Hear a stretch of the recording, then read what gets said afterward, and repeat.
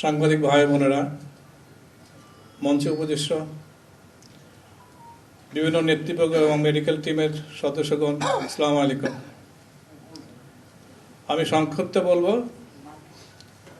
আপনারা সবাই জানেন, নভেম্বর মাসের 23 তারিখে সন্ধ্যা 8:30 এবারকার হসপিটালে আমাদের দেশনেত্রী, প্রাক্তন প্রধানমন্ত্রী, আমাদের জাতির মা খালেদা জিয়া ভর্তি হয়েছিলেন। আমরা দীর্ঘ 1 মাস 10 দিন তার বিভিন্ন চিকিৎসা করে ওনাকে সুস্থ করার জন্য আমাদের আপ্রাণ চেষ্টা ছিল।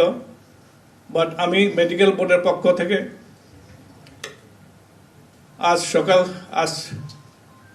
ভোর 6টায় 30শে ডিসেম্বর ওনার মৃত্যু ক্লিনিক্যালি ডেথ ঘোষণা করেছিলাম। আপনাদের মাধ্যমে দেশবাসীর কাছে ওনার দোয়া চাই। আপনারা দোয়া করবেন উনি যেন বেহেশতবাসী হন। ধন্যবাদ।